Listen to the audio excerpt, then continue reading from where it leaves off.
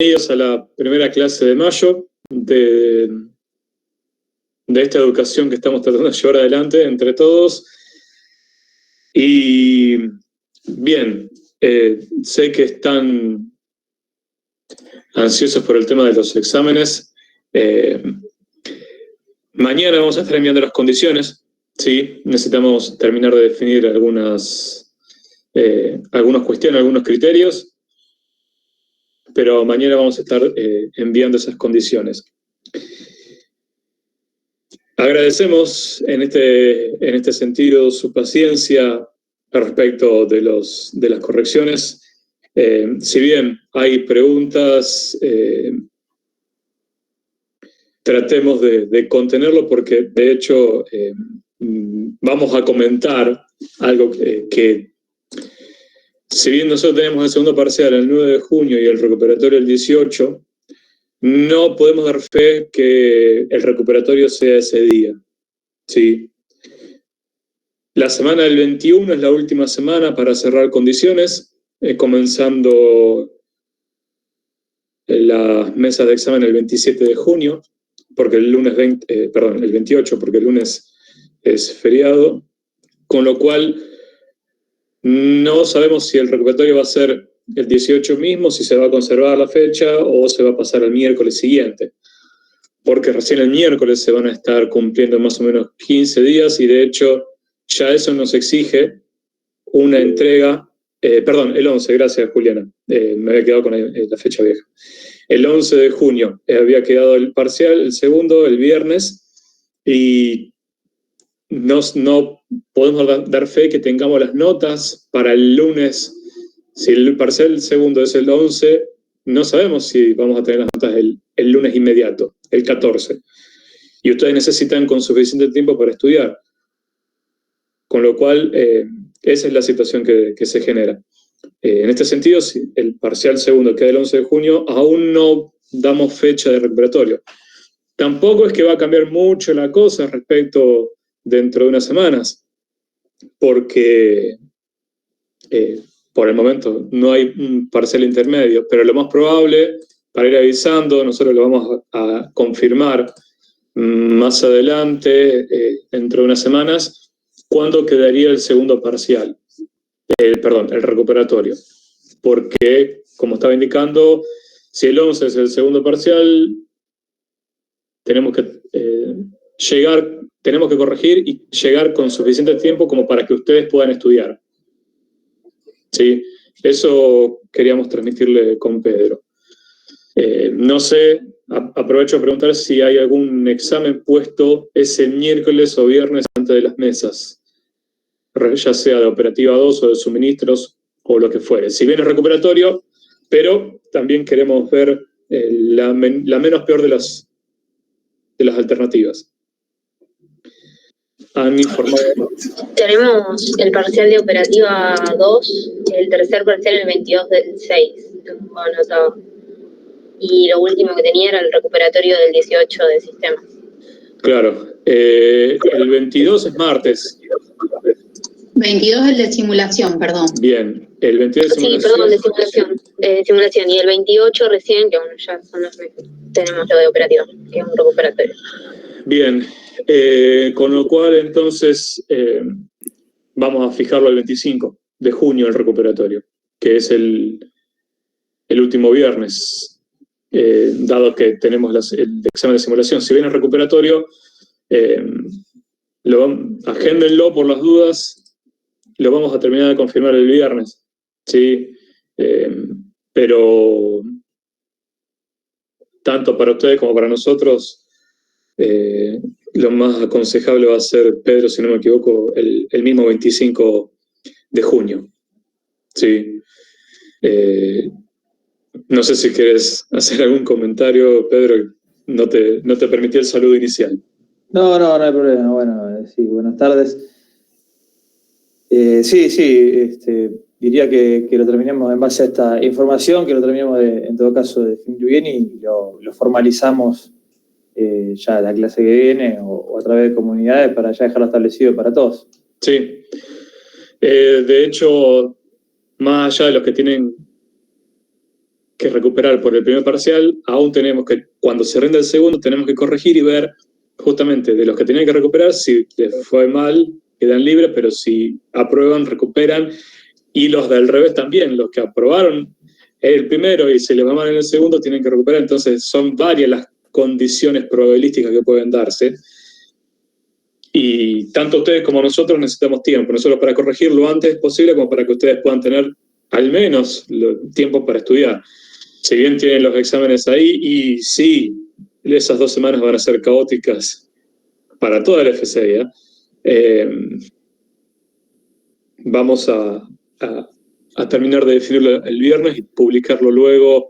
Vamos a retirar el archivo para que no haya confusiones y dejar las fechas del 11 ya puestas en el cronograma y el recuperatorio. Pero lo más probable es que quede el 25. Vamos a ver cómo se está cercano a esa fecha. Sí, si vemos... No podemos preguntar cuántos rinden cada uno de los parciales, ¿sí? Tampoco sabemos cuánto van a rendir recuperatorio, así que lo terminamos de definir el viernes luego de esta conversación. Agradezco que nos hayan pasado esta información porque nos ayuda a ir cubriendo. Es más, casi que hasta pueden estudiar mejor Operativa 2 y casi que hasta pueden estudiar mejor Sistema de Producción si queda el recuperatorio el 25, considerando que el 16 es el de Operativa 2 y el 22 martes es el de Simulación. Pero bueno, también si hay alguien que manifieste una condición medio común a varios respecto de alguna imposibilidad, sobre todo del 25, que hable ahora o calle para siempre, porque luego vamos a estar, luego de la clase, Pedro y yo tenemos que hacer unas cuestiones académicas y vamos a terminar de definir eso. Sí, perdón, no sé si escuché bien, es en la semana de consulta entonces rendiríamos, porque ya no es más clase. Va a ser esa semana, sí, que si bien no es de clase, tampoco es de examen. Viene a ser esa semana para terminar de redondear condiciones.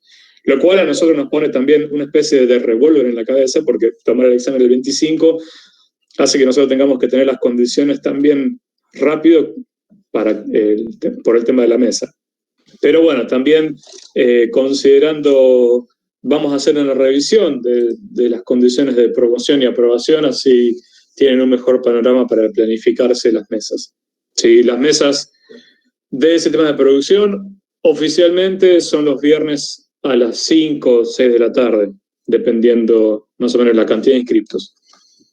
Pero bueno, eso es lo que queríamos comentar al inicio. ¿Hay algún impedimento académico que manifiesten que el 25 de junio no convenga tomar el examen, el recuperatorio? Yo tengo una pregunta, pero capaz que no tiene que ver con el parcial. ¿De esta materia hay algún trabajo práctico que hay que entregar? Creo que sí, ¿no? Sí, por eso una de las cosas que queremos revisar justamente después es esa parte. Porque ya nos vamos acercando a esas fechas y queríamos transmitir justamente más o menos los plazos y demás. Pero sí, Sofía, es correcto eso. Ok. Yo porque Nicolás nos había dado fecha de entrega para estudio del trabajo, pero para sistemas nos había dicho que después nos confirmaba. Bien. Y no nos dijeron fecha de entrega. No está. Por eso vamos en función de esto que estoy preguntando, por eso nos define cómo será el trabajo práctico. Listo. Sí, porque el año pasado fue de una manera, pero el año pasado fue todo prueba y queremos llegar a mejores condiciones para este cierre. Perfecto, gracias. Por favor. No sé si hay algún impedimento entonces para tomar el recuperatorio el 25 y si el 23 es solamente por una cuestión de cercanía con el examen de simulación.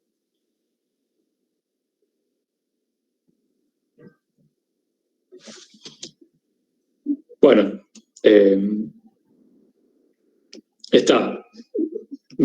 nos sirve esta información para poder justamente tomar la decisión y ya publicarlo en la plataforma. ¿Sí?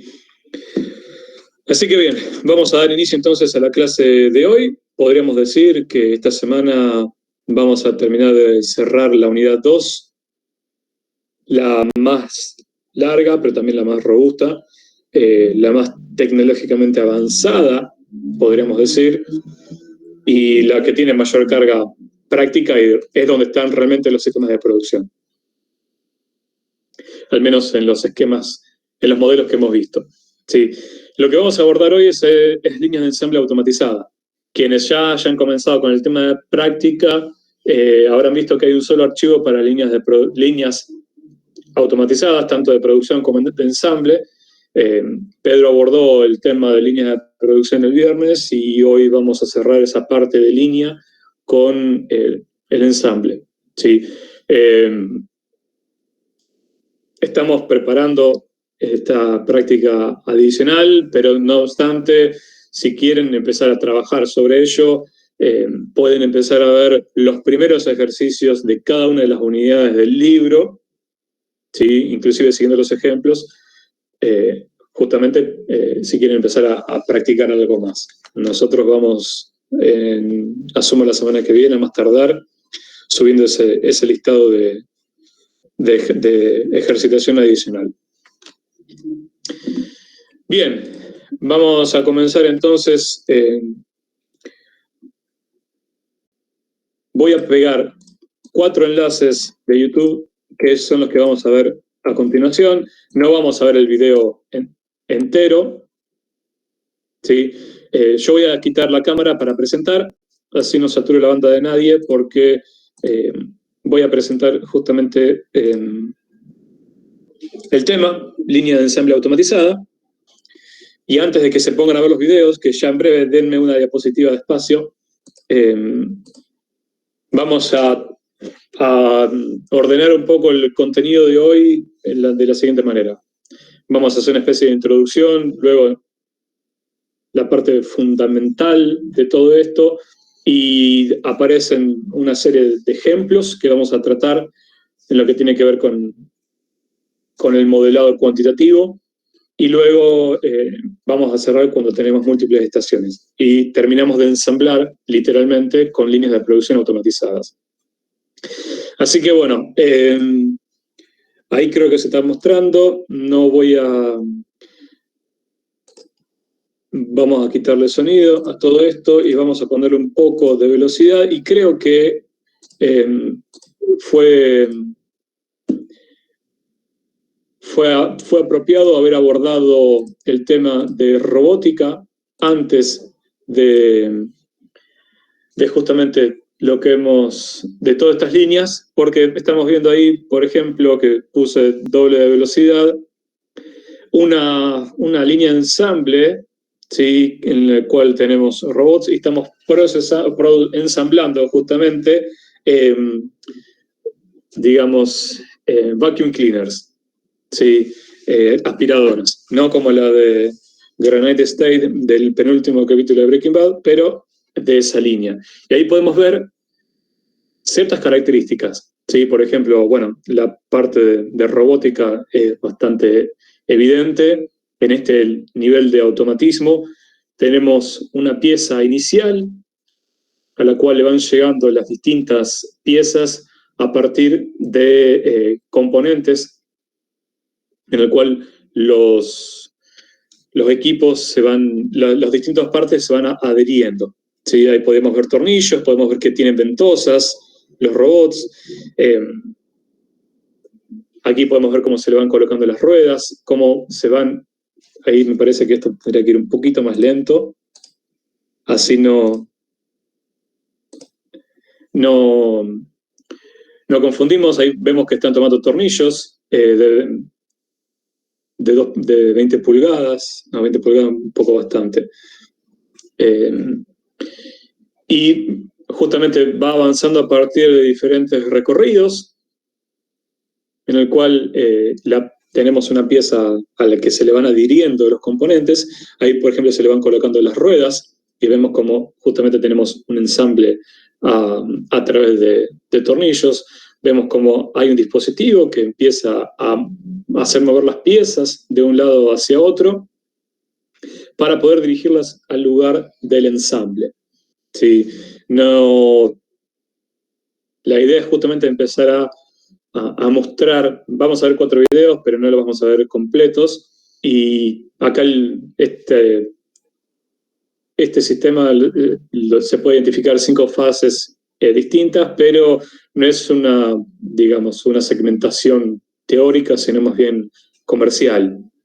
La idea es ver cómo se van ensamblando las diferentes piezas sobre una pieza base, ¿sí? Y los niveles de lo que tiene que ver con el control, con la regulación de la presión de lo que estamos tratando, y demás cuestiones.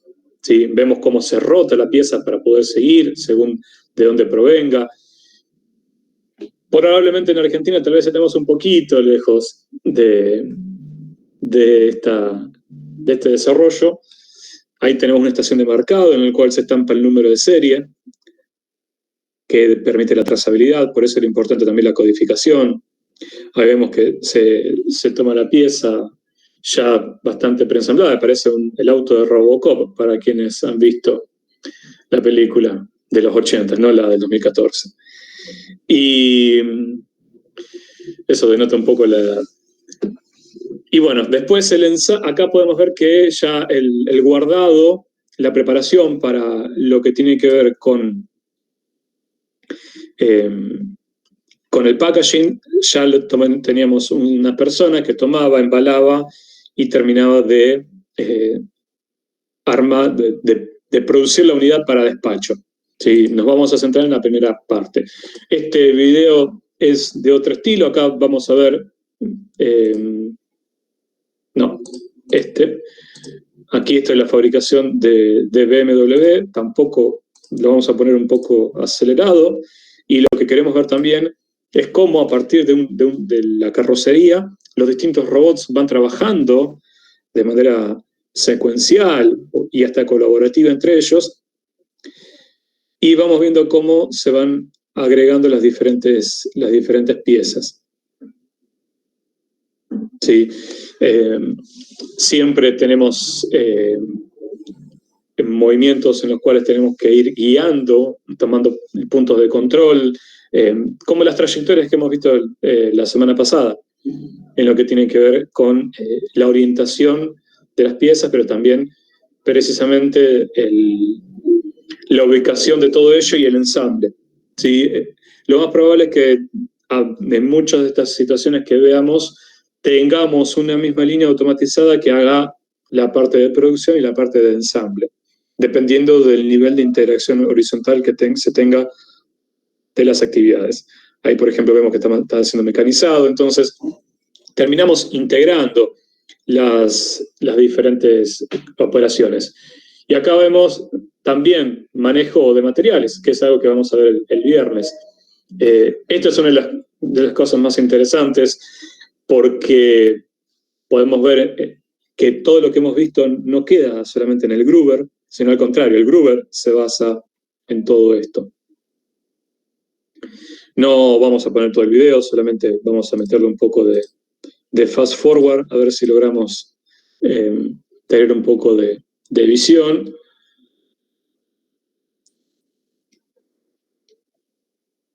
Sí, podemos ver cómo se mueven los brazos de la empresa ABB, que les comentaba, no la belga, sino una industria electrónica muy importante a nivel internacional, así como Schneider. Y bien, vamos a avanzar al otro, así no los aburro. Soy de la escuela de Pedro, de que la parte de audiovisual es importantísima. Tal vez no se han manifestado, no han proliferado tantos videos en mis presentaciones, pero ayuda a tener una imagen un poco más integral de todo. Esto tampoco lo vamos a ver completo, por eso les dejamos los enlaces ahí. Esto es la fabricación del Tesla, el auto eléctrico, ¿sí? En el cual también, para mostrar que esto ya forma parte de la tecnología cero para determinadas estrategias, para determinadas técnicas. Sí, ya esto lo que plantea es esta mejora continua de los procesos lo que va logrando también son saltos de los cuales ya no hay punto de retorno. ¿Qué quiero decir con esto? Que si ya en la industria se demostró que es rentable técnica y financieramente la utilización de robots en líneas de producción y de ensamble automatizadas, el desarrollo de los nuevos autos, por ejemplo, ya va a partir de ese punto. Lo que antes era una ventaja competitiva, ahora forma parte del estándar. Un estándar que pocas empresas tal vez compartan, ¿sí?, para competir con los autos de Tesla, pero forma parte del avance tecnológico de la industria. Bueno, de la misma manera, una de las mayores características es que, más allá del sincronismo, hay una pieza que se va desplazando a la cual se le van agregando todo. En este caso la carrocería o la base, para otros equipos, como vimos de la aspiradora, la pieza base donde se van incorporando todo. Eso es un concepto muy característico de las líneas de ensamble, que es de lo que vamos a abordar hoy.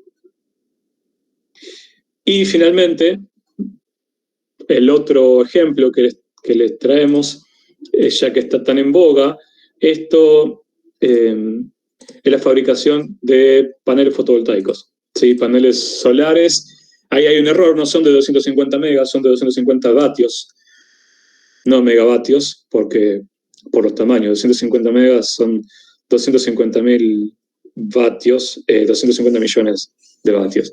Y se necesitan una buena cantidad de paneles, 1 millón. Con lo cual, para tener una referencia, la planta que está en San Lorenzo tiene 1,1 y ocupa casi 2 hectáreas. Acá podemos ver, bueno, ahí tenemos firmas tecnológicas que uno la vería en otro rubro de las impresoras. Acá, si bien estamos haciendo también producción, la mayor parte es el ensamble de las celdas de silicio. Esas me parece que son policristalinos.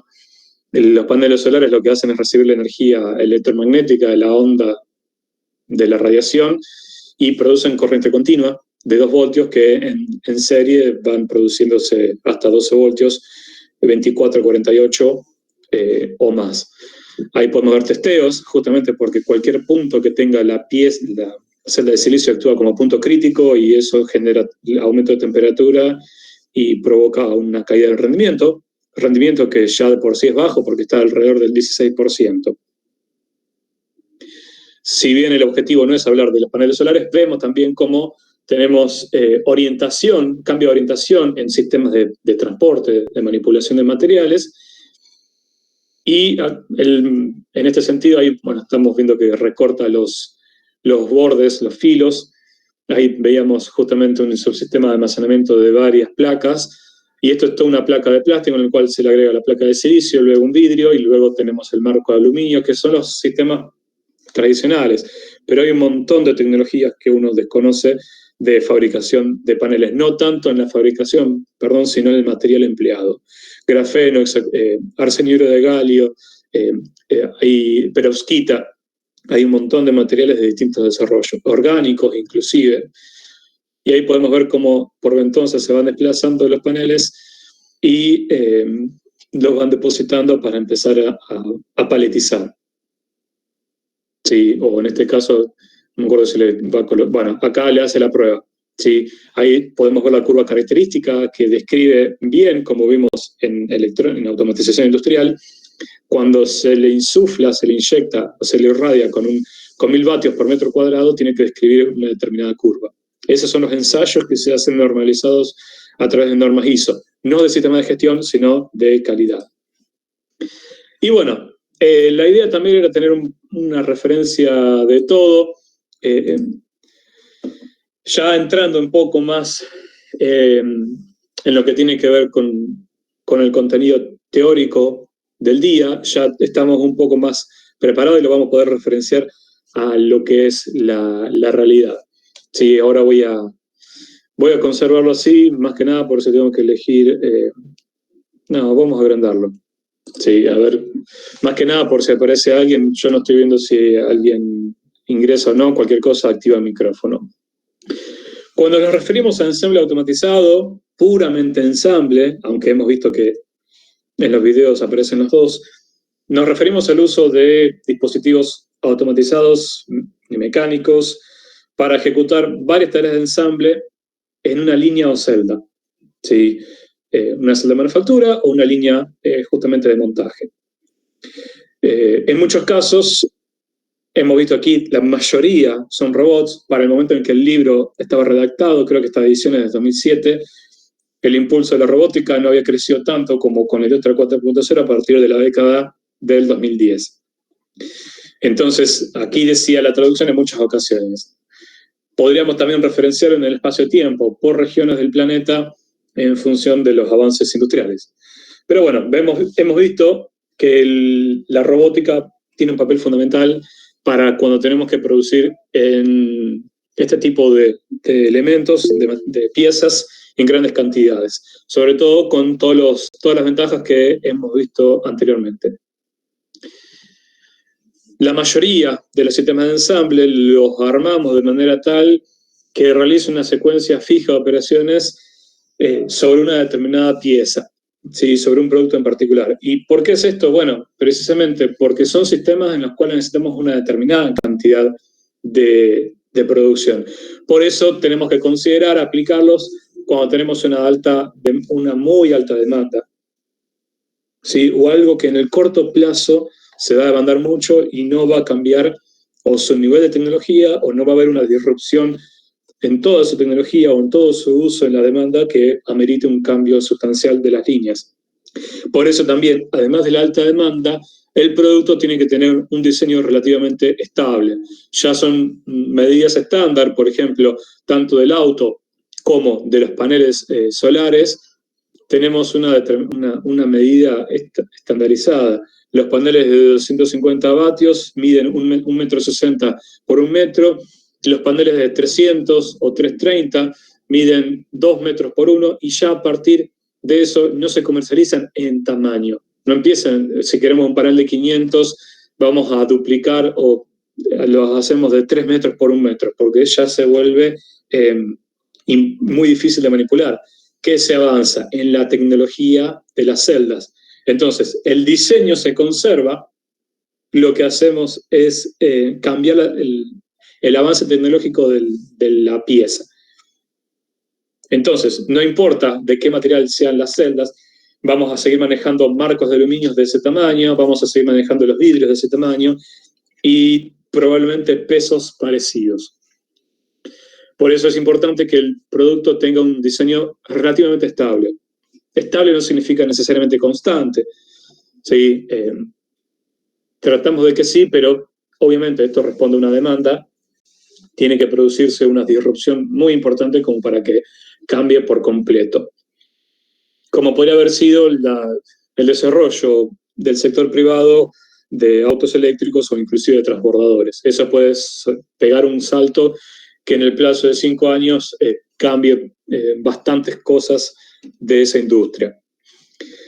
La cantidad de componentes suele ser limitada, no es una producción algo infinito, no obviamente no infinito, sino finito de alto valor, sino que estamos tratando de colocar determinada cantidad de piezas. Sabemos que si se acuerdan, cuando eran niños, niñas, algún juguete, el juguete se rompía por lo general en las articulaciones. Lo mismo pasa aquí, en los puntos de ensamble son los puntos críticos, son puntos en los cuales pueden sufrir deterioros más acelerados porque no es homogénea. El ensamble o tiene un adhesivo, o tiene una cinta, o tiene un pegamento, o tiene un bulón, un remache, lo que fuere, no es homogéneo el material. Entonces, ahí es donde se pueden dar flexiones, torsiones, cortes e inclusive corrosión. Y el producto tiene que estar diseñado para que el ensamble pueda ser automatizado. Eso ya forma parte de lo que vamos a ver, si no me equivoco, la semana que viene, con ingeniería concurrente. Ya pensar el diseño del proceso considerando el diseño del producto. Obviamente esto requiere mucha plata, ¿sí? Pero está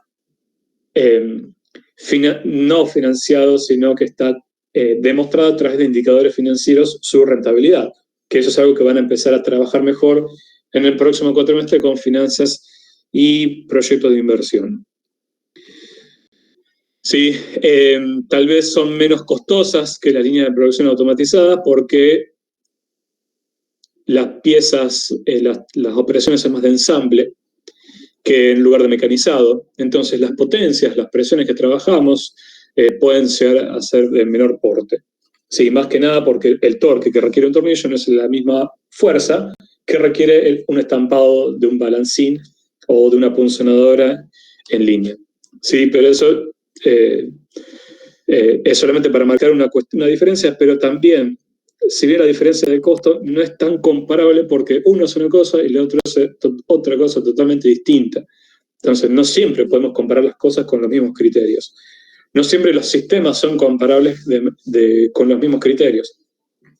El RG de un sistema que hace una determinada pieza con un determinado sistema de producción no es tan comparable con otro sistema que haga otro tipo de pieza con otro sistema de producción, más allá de que sean iguales. Por eso también, después, como han preguntado en alguna que otra vez, estaría bueno que haya como valores estándar o de referencia para determinados sectores. Decimos que un sistema de ensamble o una línea de ensamble es automatizada cuando realiza una secuencia de operaciones de ensamble automática para juntar, combinar, integrar muchos componentes sobre una única entidad. Eso es lo que denominamos como pieza base. Eso es lo que transcurría la carrocería, por ejemplo, que ya vino de otro proceso de producción anterior, ¿sí? O de otro, desde el punto inicial lo consideramos como tal, es nuestra pieza base. A él se le van agregando los diferentes componentes. Entonces, ya empezamos a dejar el término pieza aparte porque pueden ser un poco ambiguos. Entonces hablamos de pieza base, ¿sí? Y componente es lo que se le agrega a la pieza base. ¿Sí? Ya cuando hablamos de su conjunto viene a ser una pieza con una determinada entidad a la cual ya se le agregan componentes y podemos decir que el producto ya sería el producto final o la unidad de negocio en particular de esa línea, ya sea considerando cliente externo o interno. Esto es lo que comentaba anteriormente y bueno, algunos ensambles vamos a considerar para todas nuestras hipótesis que los componentes se van agregando de uno a la vez. ¿Sí? No, en un mismo espacio-tiempo no puede haber más de una cosa. Bueno, siguiendo ese criterio medio metafísico y filosófico, vamos a considerar para todos nuestros trabajos que por más que tengan múltiples estaciones, muchos robots, cada uno va a estar actuando en un instante distinto de tiempo. ¿Sí? Esa va a ser una de las primeras hipótesis que vamos a tratar. Un sistema, una línea de ensamble automatizada va a tener los siguientes subsistemas, estaciones de trabajo, eso creo que no hay duda a este punto, desde los sistemas de manufactura flexibles, celdas de manufactura, línea de producción, estamos viendo todos los sistemas de producción que tienen una o más estaciones de trabajo, ¿sí? Por ahí va a pasar la pieza por esas estaciones y los distintos formas del ensamble, en este caso no es línea de ensamble manual, como vimos la semana pasada, sino automatizada, la otra semana, lo que vamos a hacer justamente es ir agregándosele a través de sistemas automatizados. Vamos a tener dispositivos generadores de piezas, no necesariamente producción, sino dispositivos que permitan seleccionar desde una determinada recinto finito los componentes que se van a ir agregando, que en algunos de los videos lo pasamos un poco por arriba, y un sistema de manipulación para la entidad ensamblada, pero de carácter manual, que es lo que habíamos visto a las personas en el primer video cuando retiraban la pieza y la iban embalando. Ese sistema de manipulación para esa entidad que ya está ensamblada, que podríamos decir que es un producto terminado, la manipulación para el embalaje, el packaging, el suncho, lo que fuere, es manual. No necesariamente el sunchado, no necesariamente el embalado, pero sí la manipulación de retirar la pieza terminada hasta la estación de trabajo de embalaje. Las funciones de control que vamos a necesitar es control de secuencia, sobre todo cuando tengamos robots. Ahí vamos a tener los sistemas de secuencia, de detección de la secuencia de cada uno de los robots, ya sea punto a punto, continuo o cartesiana. Una cuestión de la seguridad, sobre todo seguridad industrial, seguridad de las personas, ¿sí? Seguridad en que no, si estamos hablando de sistemas eléctricos, electrónicos, neumáticos o hidráulicos, tengamos poder prolongar la vida útil de todas las piezas y no ser sometidas a ningún riesgo. Piezas, robots y personas, y la calidad, ¿sí? Todo eso que hemos visto con Pedro la semana pasada se aplica totalmente y es fundamental.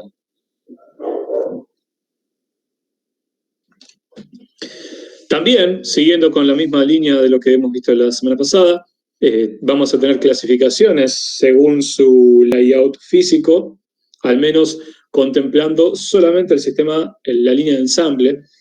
No necesariamente estos se tienen que dar sí o sí, o se pueden encontrar de manera pura, sino que puede estar integrada con alguno de los sistemas de producción, dependiendo de cómo vengan los distintos componentes que se van adhiriendo.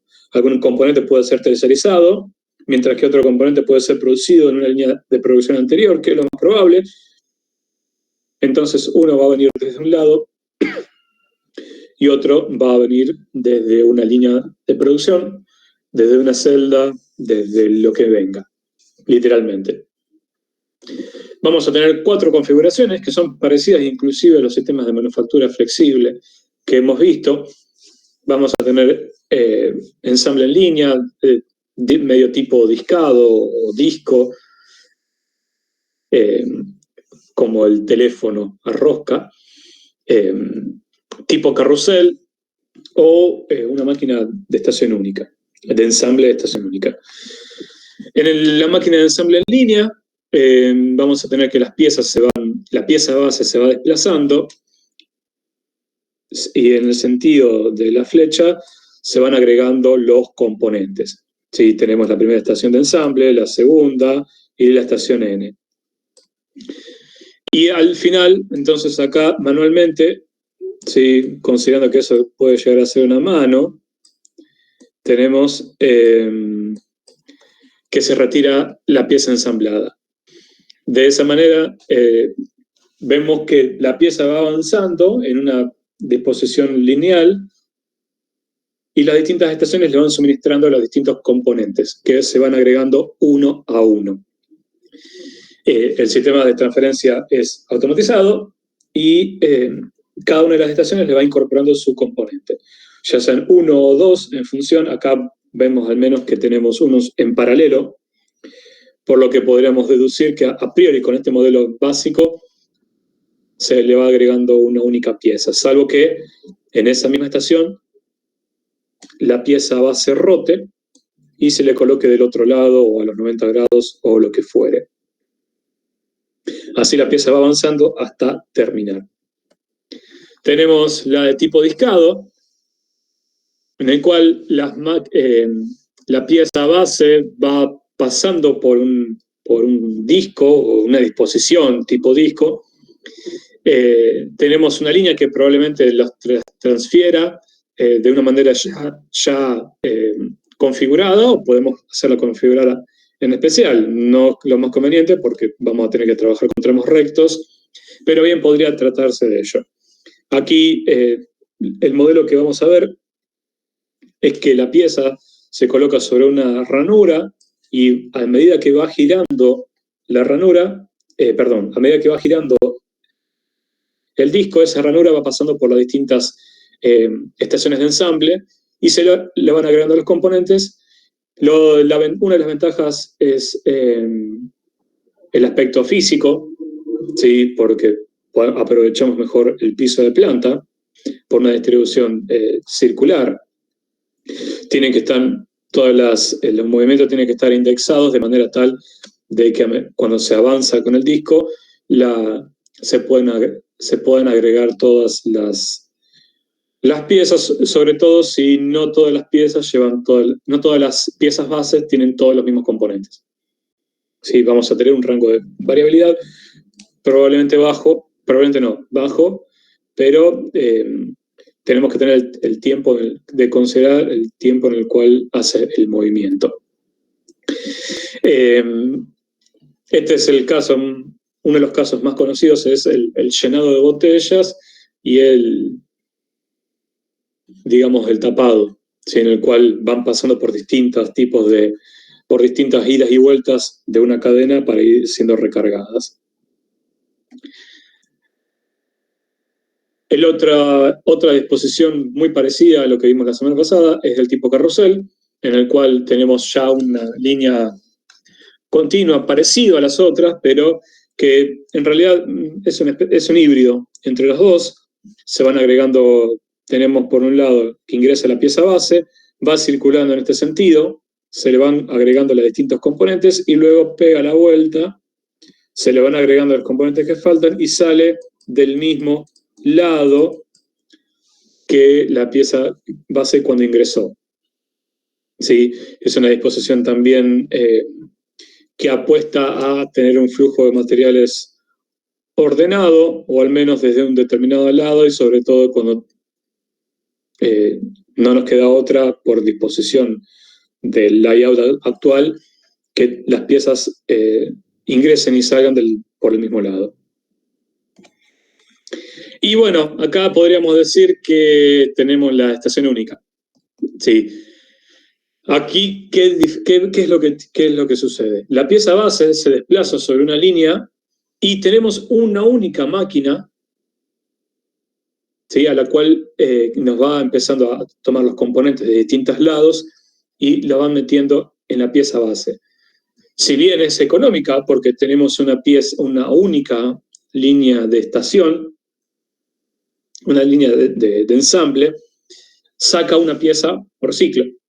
¿Sí? En cambio las otras, cuando completábamos un ciclo, teníamos justamente más de una pieza.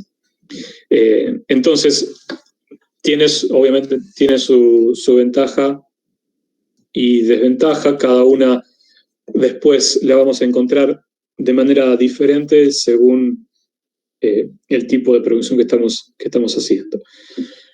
En otras épocas creo que he puesto un video de Iron Man cuando, al menos en la primera película, se le iban incorporando todas las componentes de la armadura. Bueno, vendría a ser algo parecido, en el cual solamente hay una única pieza que es él, que se transforma en el traje ensamblado, pero aquí tenemos varios robots que le iban agregando las piezas, como para traer algo de la realidad y hacerle una especie de sinonimia ordinaria.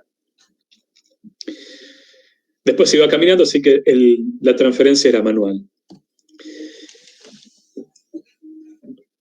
¿Cómo se constituyen justamente los centros de trabajo? ¿Sí? Porque tenemos que garantizar que la pieza sea adherida, que el componente sea adherido en la pieza base. Y para eso no ocurre magia. Tenemos que tomar de un lado, seleccionarla, transportarla hasta la componente y que después el cabezal, o haya un cabezal que realice la operación de ensamble sobre la pieza base.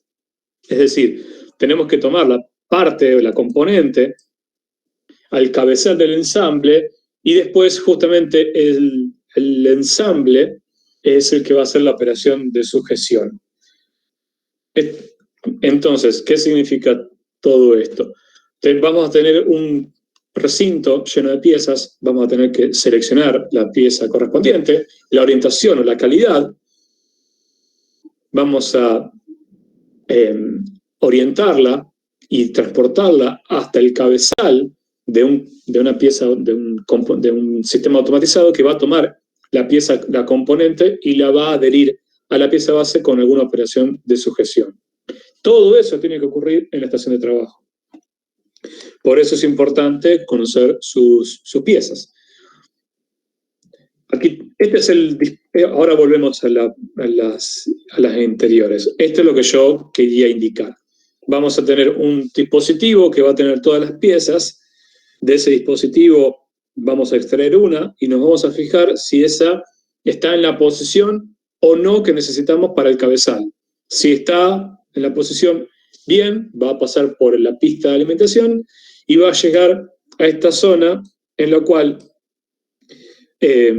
vamos a ubicarla sobre la pieza base y vamos a tener el cabezal del ensamble. Y ahí se le realiza la operación de ensamble y luego avanza.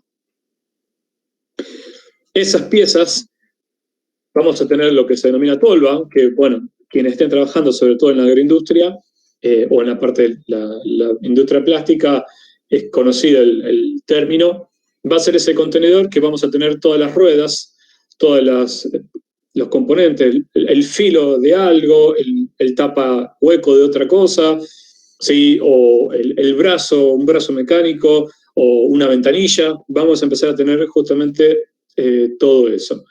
Obviamente, vamos a trabajar para los modelos que vamos a ver, vamos a trabajar con piezas de tamaño pequeño. Sí, vamos a tener un montón, por ejemplo, un montón de ruedas y tenemos que ensamblarlas o atornillarlas, como vimos en la aspiradora.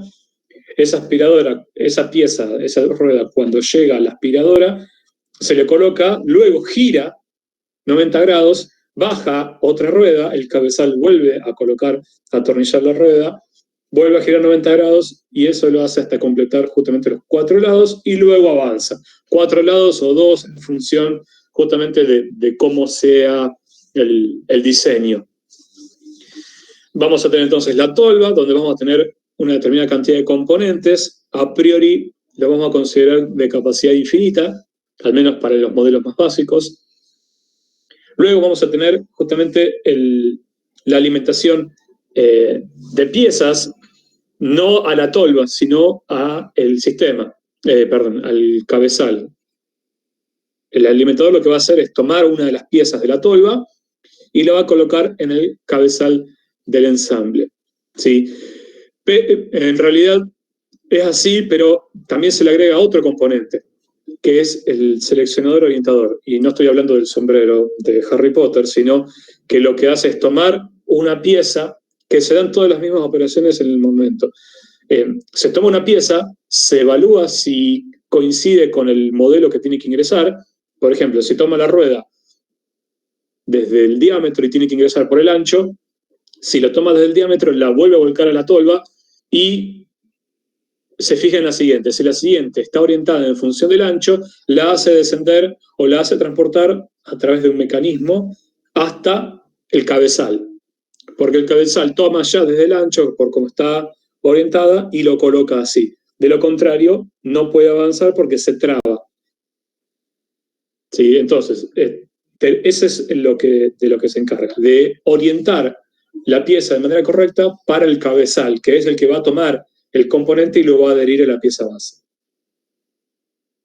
Es una especie de filtro, y si estamos hablando de filtro y no han visto el apunte, van a ver que esto tiene algo de probabilidad, porque esto vendría a ser la probabilidad de que la pieza que saque de la tolva tenga la orientación seleccionada, y si no, vuelve, o sea que vendría a ser una especie de reposición.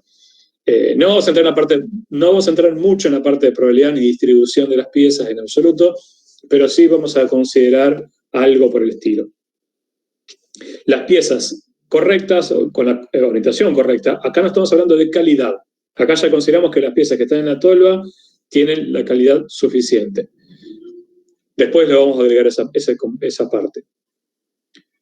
Se toma de la tolva, se coloca en una pista, en un mecanismo de transferencia hacia el cabezal, pero solamente va a ocurrir eso si la pieza, la componente que se desliza de la tolva o que se saca de la tolva, cumple con el criterio de orientación. Si cumple con el criterio, bien, si no, vuelve. Y en algunos casos, si dependiendo de la fisonomía de la componente que estamos trabajando, puede existir el orientador que se encarga de corregir. Eso tiene un costo adicional, pero nos vamos asegurando que la componente tenga la orientación seleccionada, alcance el 100%. Eso ayudará a mantener la línea siempre con flujo de piezas. Justamente, una vez que la pieza es seleccionada, con la orientación correcta, se tiene que trasladar, o hay que hacerla trasladar, mejor dicho, hasta el cabezal. Entonces, vamos a tener una pista de alimentación, ese feed track que aparecía anteriormente, que involucra o vincula la selección y orientación con el cabezal. Puede ser por gravedad, si estamos hablando de descenso, o con algún sistema vibratorio, si no tenemos la gravedad a nuestro favor. Más o menos, justamente, mueve los componentes de la tolva y no altera la orientación, que es lo que necesitamos. Y finalmente,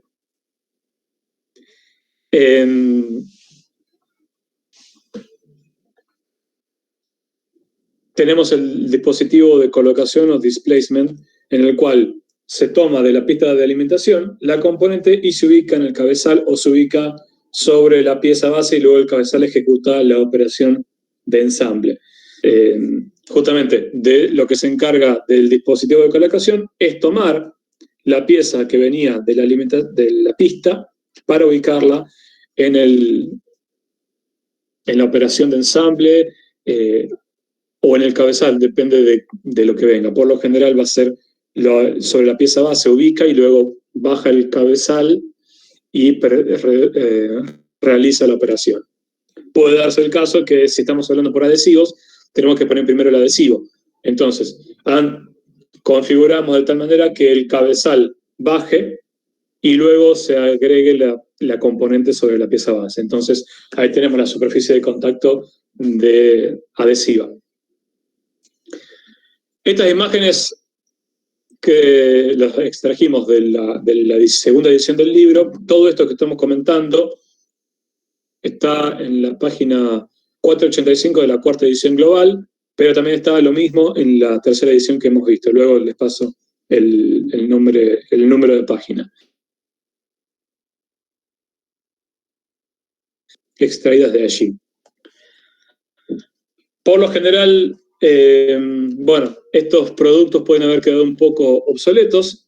Si cassettes, si, más allá de una cuestión melómana, no sé si se utiliza en cassette a nivel para escuchar música, sí para lo que tiene que ver con grabación. Bueno, yo voy a hablar algo de los CDs. Los CDs tienen atrás en la caja de acrílico, si tiene las letras D, o tiene D o tiene A o combinación, significa que fue grabado, mezclado y masterizado analógica o digitalmente. En este caso, algunos siguen utilizando cassette para la grabación porque tienen una frecuencia de muestreo infinita respecto de lo que puede ser digital. Pero después ya no se nota la diferencia, levantamos el volumen y cualquier cosa que escuchamos con alto volumen creemos que tiene calidad. Eso es lo que se conoce como la guerra de volumen entre las discográficas. Pero bueno, al margen de ello, relojes, que también en muchos casos, tanto como el reloj como el cassette, podría haber empezado a ser reemplazado por el celular, bolígrafo, ¿quién te dice? No creo que el encendedor, ¿sí? No creo que el tomacorriente de enchufe, pero vemos que son ejemplos de cosas que se pueden producir o ensamblar. ¿Sí? Encendedores, tal vez encendedores va cambiando un poco su demanda. Tomacorrientes y enchufes, también eso se viene conservando. Los inyectores de combustible van avanzando en tecnología.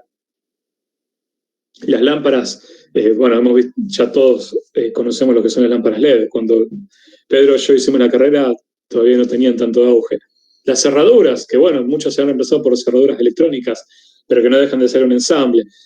Plaquetas, eso más todavía. Bombas para aplicaciones domésticas. No voy a meter el chivo del video. O inclusive relojes de pulsera. Los procesos que se involucran, como decía, un dispenser automático de un adhesivo, ¿sí? Una especie de un pegamento que se deposite sobre la pieza base,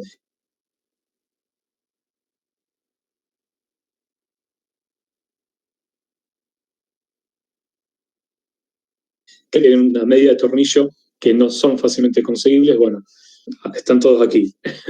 Después, lo que tiene que ver con remachado, con el atornillado, como hemos visto en el video, algún ajuste de presión, algún torque, soldaduras.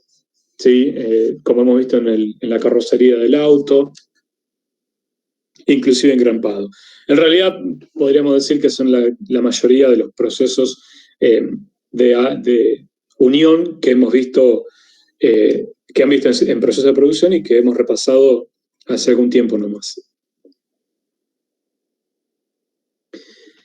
Bien, antes de meterme con el ejemplo, la parte teórica es esto y falta un poco más. No es que vamos a profundizar mucho porque después ya son sistemas más dedicados. Quería consultar si había alguna pregunta en particular. O como diría una docente muy reconocida, ¿hasta acá vamos bien? No sé si se me cortó. Bien. Al menos no le estuve hablando al monitor durante media hora sin conexión. Bien. El modelo de ejercicio que vamos a ver es un poco lo que está en el ejemplo de cálculo y los que están en la práctica y después en la ejercitación adicional que vamos a indicar. Todo esto está extraído del libro, de hecho esta es la traducción del ejemplo 1 que está en el libro, y la idea era tener un poco de noción de cómo es que vamos a modelizar este tipo de sistemas de ensamble automatizados. El ejemplo lo vamos a trabajar de la siguiente manera. Nos indica que el tiempo del ciclo para un cierto cabezal de ensamble es de 6 segundos. El alimentador de las piezas tiene una tasa de entrega de 50 componentes por minuto. La probabilidad de que un componente dado del alimentador pase por el selector es de 25%. Sí, esto significa que el 25% de las piezas va a tener la orientación adecuada. El número de partes en la pista de alimentación correspondiente al sensor de nivel bajo es 6 y la máxima capacidad de la pista es de 18. Acá aparecen conceptos que no vamos a profundizar mucho, que son dos sensores de nivel, por un lado uno bajo y uno de máxima capacidad, que hacen referencia a la mínima cantidad de piezas que pueda haber, sí, que no se detenga la línea por una cuestión de seguridad, no operativa, sino de seguridad. Mientras que por otro lado tenemos que saber que no podemos, tenemos que dimensionar o tenemos que conocer cuánta es la capacidad de la pista para alojar piezas. No podemos tener infinita cantidad de piezas porque no le damos tiempo al cabezal a trabajar. Entonces aparecen esas dos condiciones de borde. Por un lado, la mínima cantidad de piezas que puede haber, y por otro lado, la máxima cantidad de piezas que puede haber en la pista. Entonces, justamente, las preguntas son esas. ¿Cuánto tiempo, ¿sí?, le llevará al abastecimiento de piezas para ir desde el máximo nivel hasta el mínimo nivel, considerando que tenemos una extracción para el cabezal? ¿Y cuánto tiempo le va a llevar recargar el cabezal, la pista, para pasar del nivel bajo al nivel máximo? ¿Sí? Son dos tiempos que están asociados justamente a la entrega de piezas y también asociado a la cantidad de piezas que pasan por el cabezal. Entonces, definimos la cantidad de piezas que tiene la tolva, que entrega, como un F. El F podríamos considerar como una especie de frecuencia de la cantidad de componentes por minuto, que en el ejemplo anterior, en el ejemplo que estamos tratando, es de 50. Y también aparece la probabilidad, que en este caso técnicamente es la proporción de componentes que pasan el selector orientador y tiene la orientación correcta para seguir en la pista de alimentación. ¿Esto qué significa? Que por más que nosotros tengamos una entrega de la tolva de 50 componentes por minuto, no solamente nos interesa ese valor, sino cuántas realmente pasan por el selector. ¿Y eso cómo lo calculamos? Multiplicando directamente la probabilidad de que una pieza tenga la orientación correcta por la cantidad de componentes que se entregan por unidad de tiempo. SF por tita nos dice que cuánto es la cantidad de componentes por minuto que van a la pista de alimentación, ¿sí? Mientras que F es la cantidad de componentes que le llegan al selector. Entonces podríamos considerarlo como esto, en el cual ingresa F, ocurre un proceso tita, y sale F por tita cantidad de piezas bien orientadas. ¿Sí? Podríamos considerarlo como una especie de enfoque por proceso, con una función tita que se le asigna al ingreso y que salen justamente esta cantidad de piezas. ¿Sí? F por 1 menos tita nos va a dar justamente el retorno, la cantidad de piezas que no tienen la orientación adecuada y que hacen que se vuelva a la tolva. ¿Sí? Medio como si fuese una especie de lazo cerrado. Justamente F por 1 menos tita es la cantidad de piezas según la tasa de entrega, y directamente la probabilidad de que una pieza no tenga la orientación adecuada es el complemento a 1, al universo, 1 menos tita. ¿Sí? No se preocupen que este valor de componentes de tita o bien viene de dato o bien se va a poder despejar teniendo otros datos. No vamos a tener una distribución de probabilidades, pero eso es para no complicarla, pero en la realidad este tita lo vamos a tener que leer a partir del registro de piezas. Entonces, para eso vamos a operativa 2, en el cual podemos ver la tasa de derribos y la tasa de servicios y determinar justamente cuántas salen, cómo es la tasa de servicio, que vendría a ser justamente la tasa de entrega, la probabilidad tita. Si bien, entonces uno podría tomar un registro de cuántas piezas van ingresando, de cuántas piezas van saliendo, y puede tomar eso en el tiempo y va construyendo su distribución de probabilidad. Obviamente, tita va a ser vamos a considerar con la probabilidad promedio. Vamos a tener un intervalo de confianza de esa probabilidad. Pero bueno, podemos complicarla tanto como querramos. La idea es tener una referencia, un modelo cuantitativo que nos permita después, en el labor profesional, modelizarlo según el sistema que estemos tratando. Y después teníamos los dos niveles. Por un lado, la capacidad que tiene la pista de alimentación de alojar piezas, componentes, y por otro lado, la cantidad mínima de componentes que puede haber en la pista, de manera tal de no comprometer la seguridad y vida útil de los componentes, automáticos, porque por lo general hemos visto que la transferencia es automatizada y no intervienen personas, salvo el tratamiento de la entidad ensamblada. Entonces, el tiempo justamente del cabezal que realice la operación de ensamble nos vino de dato, que es de 6 segundos. Sí, bien, esto también bien podría medirse, bien podría calcularse, bien podría tomarse registros y demás.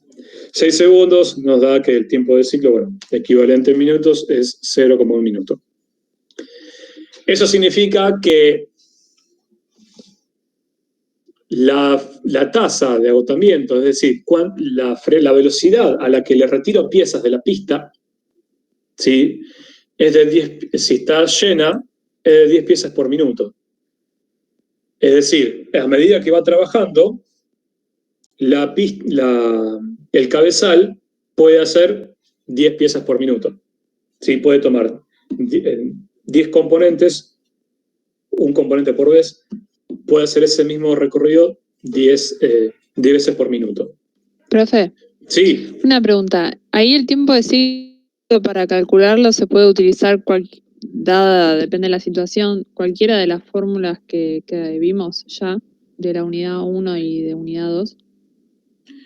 Si estamos trabajando con línea de ensamble, sí. Por lo general este tiempo de ciclo va a venir un poco dado por el catálogo del fabricante, porque estamos trabajando con la parte robótica, pero podría eventualmente, como estamos trabajando manual, automatizada, esa información va a venir a partir de la parte robótica, pero sí, eventualmente podría llegar a darse el caso. No lo vamos a cruzar, sí, para dejar tranquilos Bueno. en los problemas. Tratamos de mantener los problemas de esta manera a propósito. Bueno, gracias. Por favor. Entonces, ¿qué significa agotar la pista de alimentación? Sí, significa pasar desde el nivel máximo al nivel mínimo, ¿sí? Porque no podemos bajar hasta cero. Nosotros vamos a tener una cantidad máxima de piezas en la pista y el nivel mínimo no va a ser cero. Va a ser el nivel que nos dio de datos. Si no nos da ninguno, lo más frecuente es considerarlo cero, pero por lo general viene dato porque es una limitante que tenemos por lo que decíamos anteriormente. Lo que nos pregunta es, si la pista está llena, ¿cuánto tiempo tardamos en que se vacíe? Y por vaciar nos referimos a pasar desde la capacidad máxima hasta el nivel mínimo. Si sabemos que el cabezal toma 10 piezas por minuto, entonces lo que hacemos es restar la cantidad de piezas, ¿sí? Máximas y mínimas, que nos da el intervalo de trabajo. Eso significa 18 menos 6 en este caso es partiendo de la tasa de la pista de alimentación llena, hasta cuánto tiempo voy a tardar en vaciarla, en agotarla, en llegar hasta el nivel mínimo, sabiendo que también tengo una entrega de piezas por otro lado. Entonces, a medida que va avanzando la pista de alimentación, estando llena, la pieza va a ir sacando, va a ir ubicando componentes. El tiempo que me lleva a eso, justamente, tengo que considerar el tiempo de ciclo anterior. Si el cabezal tiene un tiempo de ciclo de 6 segundos, eso significa que vamos a poder hacer 10 piezas por minuto. Entonces, tenemos que considerar no solamente la cantidad de piezas, sino la velocidad a la que se consumen las piezas. Eso significa justamente pasar del nivel 2, del nivel máximo al mínimo, y lo dividimos justamente por la tasa de agotamiento, que va a ser el recíproco en este caso del tiempo de ciclo del cabezal. El cabezal va a sacar una pieza y la va a colocar, un componente y la coloca en la pieza base cada 6 segundos. Entonces, eso tenemos que tener presente porque nos dice que al cabo de 72 segundos la pista se nos va a agotar. Eso significa que no podemos estar más de 72 segundos sin alimentar la pista porque se para la línea. Y lo que queremos justamente es evitar que se pare la línea. Esto nos da que tenemos un margen sin que la pista se alimente a esta velocidad.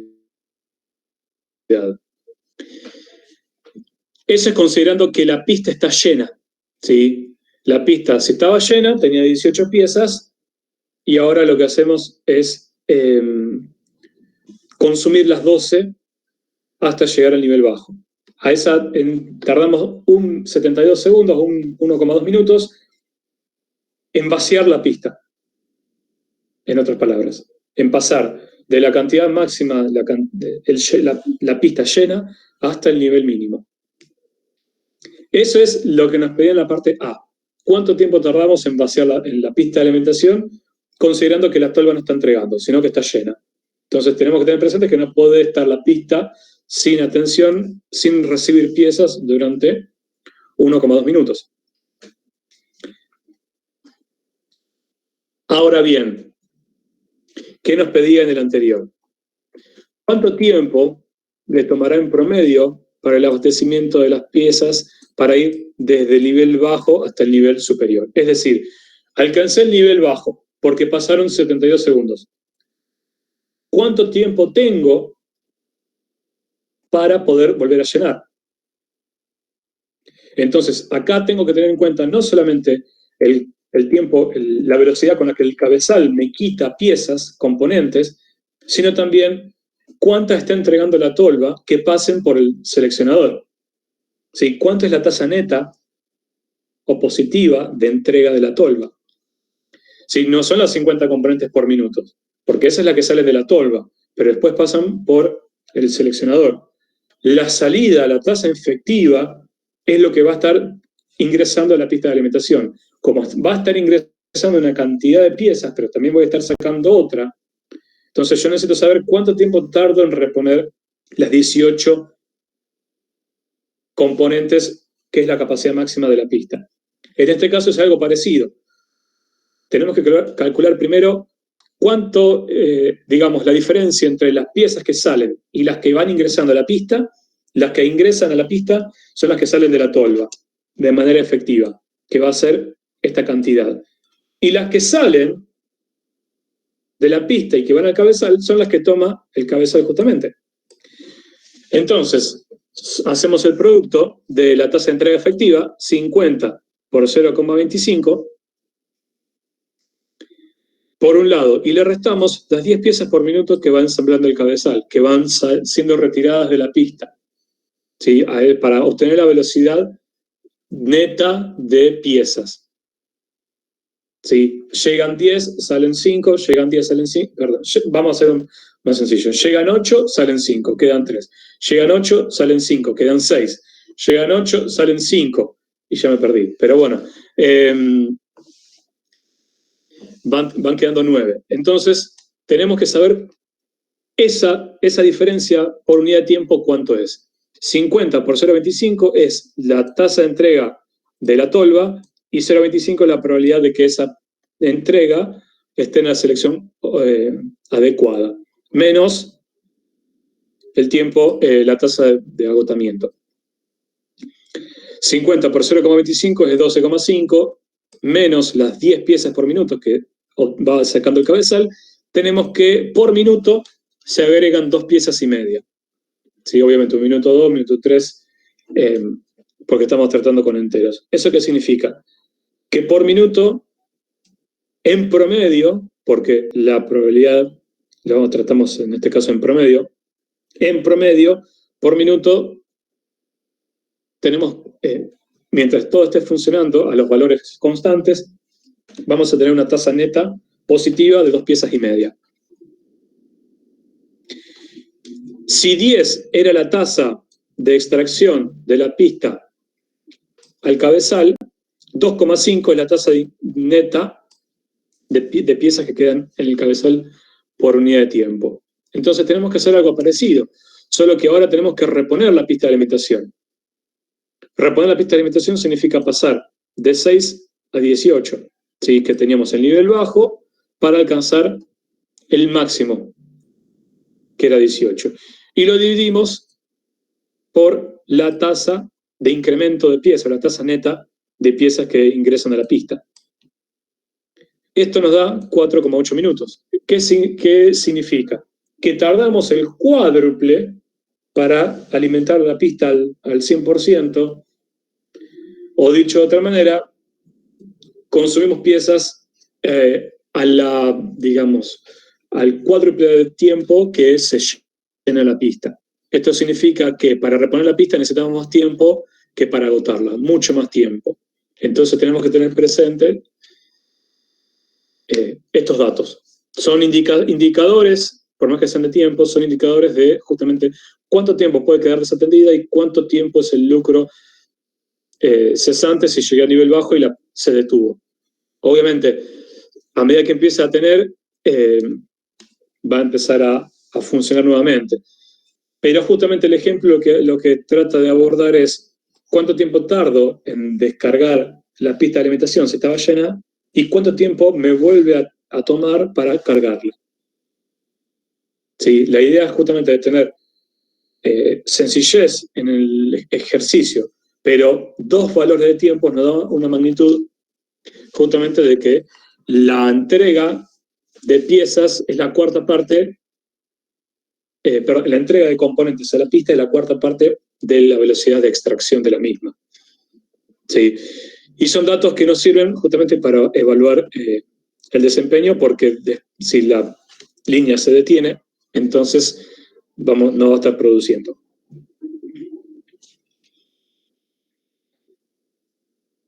Aquí vemos el otro ejercicio, que es el 17.1, solo que está traducido, así que si quieren tenerlo de referencia también, es el del libro. Nos indica que tenemos un dispositivo de orientador alimentador de una de las estaciones de una línea de ensamble automática que tiene una tasa de alimentación de 25 piezas por minuto.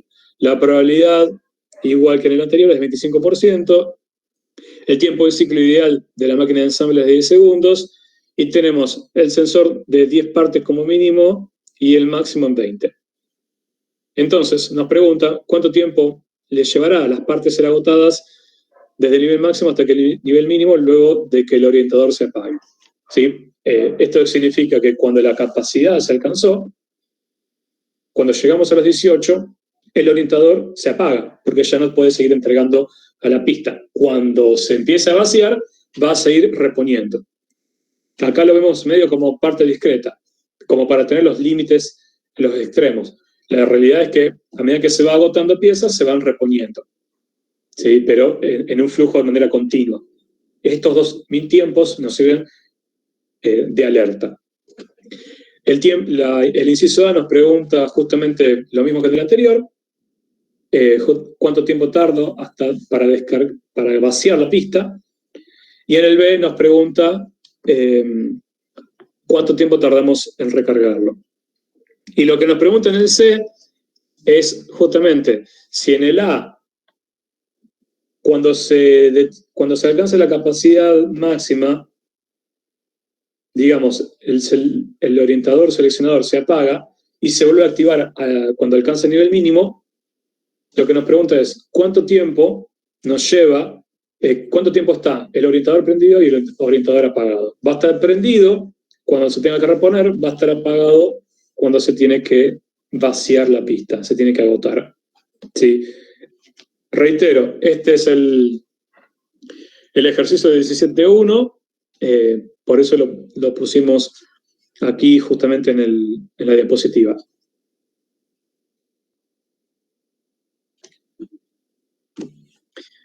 Sí. Entonces, ¿cómo se llama? El orientador va a estar apagado cuando ya haya llegado al máximo y se tenga que como quedar un poco, y va a estar prendido cuando haya que rellenar. Exactamente. Genial. Así es. Vemos que comparado con los videos, este abordaje, este modelo es mucho más básico, pero es necesario para después irnos a donde querramos en cuanto a tecnología. Este funcionamiento es la teoría fundamental de lo que es línea de ensamble automatizada. Después todos terminan trabajando de esta misma manera, con mayor o menor tecnología, pero no deja de existir los dispositivos que comentamos. Después, la idea es que vuelvan a hacer el ejercicio utilizando en vez de 25 piezas, 32, a ver qué resultados tenemos. Y el último bloque que vamos a ver hoy tiene que ver con ensamble de múltiples estaciones. Sí, ya no estamos hablando del de única pieza, del de estación única, como fue el cuarto, como fue esta distribución, sino que estamos viendo justamente todas estas otras. Tenemos varias estaciones trabajando en un mismo ciclo. Entonces, lo utilizamos más que nada para los tipos en línea, discado y determinados carruseles. La realidad es que si decimos múltiples estaciones, o sea, hay múltiples estaciones, nosotros vamos a considerar el mismo modelo. No vamos a meternos en el layout de manera cuantitativa. Tal vez cualitativa en alguna pregunta, compare alguna ventaja o desventaja, que sea intuitiva, basada en la parte de teoría, pero en la parte de práctica, si bien aparecen aquí justamente los modelos, no va a hacer diferencia alguna en los cálculos. Esto significa entonces, ¿cómo hacemos para coordinar o qué métricas podemos obtener cuando tenemos sistemas que necesitan este nivel de coordinación, de sincronización? Entonces, vamos a tener las diferentes hipótesis o las condiciones de borda del modelo.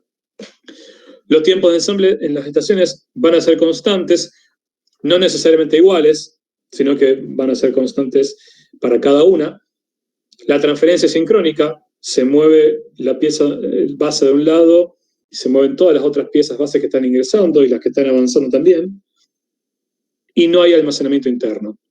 ¿Sí? Esas van a ser nuestras hipótesis. Por eso,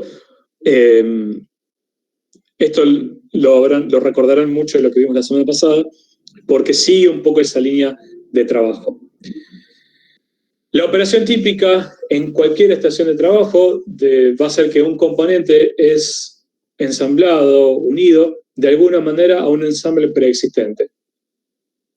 ¿Sí? Estamos en el régimen estacionario, ya hay una pieza base que está siendo tratada, y de alguna manera, con cualquiera de los procesos, adhesivado, remachado, atornillado, lo que fuere, el componente es añadido. Y un componente, ¿sí? En singular, en cada una de las estaciones de trabajo se va a agregar.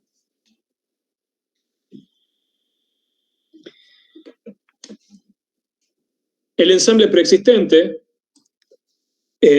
justamente significa que tenemos la pieza base y todos los componentes ensamblados a él en las estaciones previas. Esta pieza base es colocada al mismo tiempo o antes de la primera estación. ¿Esto qué significa entonces? Que la pieza base ya va a tener al menos un componente y va a pasar por los otros. Y de esa manera entonces siempre tenemos que ya se está trabajando en tiempo real. Los componentes tienen que, acá es donde empezamos a meter el concepto de calidad. Los componentes deben estar limpios, uniformes en tamaño y forma, de alta calidad y correctamente orientados.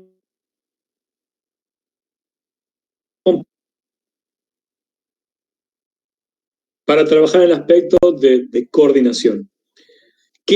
Y acá tenemos justamente el modo de funcionamiento que vamos a abordar en esto. Cuando el mecanismo de alimentación y el cabezal intentan unir un componente que no satisface las especificaciones, la estación puede parar. Cuando para, el sistema se detiene por completo hasta que la falla sea resuelta. ¿Eso qué significa? Si la pieza no cumple o no está dentro de los límites de especificaciones inferior a inferior, la estación de trabajo puede parar y por tanto el sistema se detiene. No la estación solamente, todo el sistema se detiene. Como esto puede ocurrir en más de una estación, porque tenemos múltiples estaciones, tenemos que empezar a obtener indicadores del sistema en su totalidad. Esto es importante porque dice la estación puede parar. Y si puede, vamos a tratar con un poco de probabilidad, no muy profunda, pero sí de la siguiente manera. Si la pieza no es defectuosa, o sea, si la componente no tiene defectos, la estación sigue trabajando. La estación I. Si la componente tiene algún tipo de defecto, la estación puede detenerse o puede no detenerse.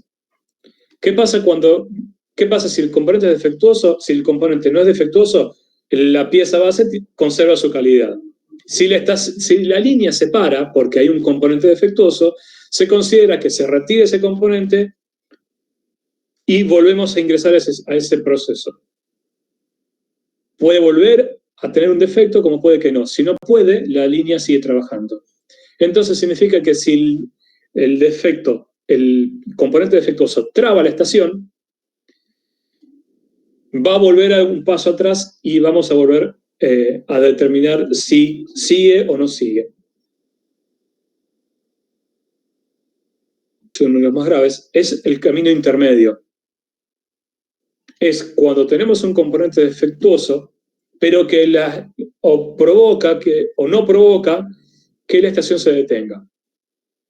Eso significa que un componente defectuoso va a ser ensamblado en la pieza base.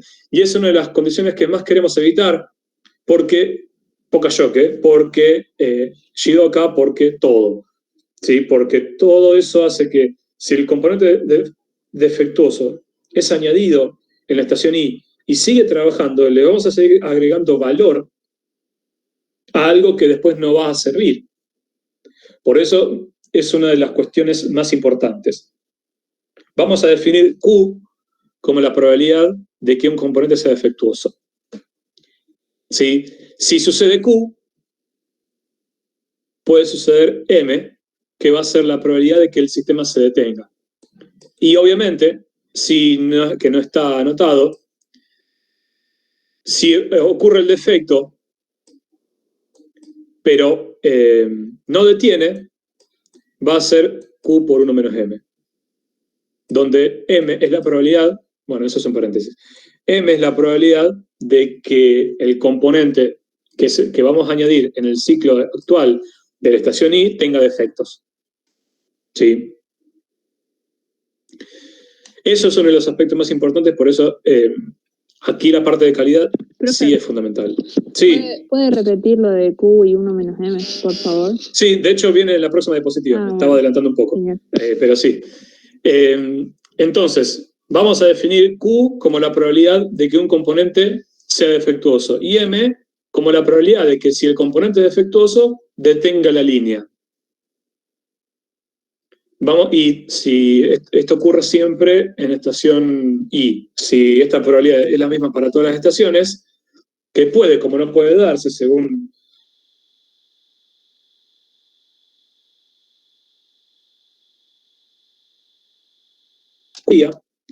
podemos hablar de la probabilidad en general para todas las estaciones, tanto de la componente defectuosa como de que se detenga la línea. Entonces, ¿cómo son las combinaciones para alcanzar el 100% de probabilidades? Si Q era la tasa de defectos, 1 menos Q me va a dar la probabilidad de que el componente no esté defectuoso en la estación I. ¿Sí? Ese componente que está en la estación I ya no va a ser el mismo componente que está en la estación I más 1, porque ese componente tiene su origen o tiene su lugar de existencia en la estación I, con lo cual I hace referencia a la estación de trabajo y el componente de manera estacionaria.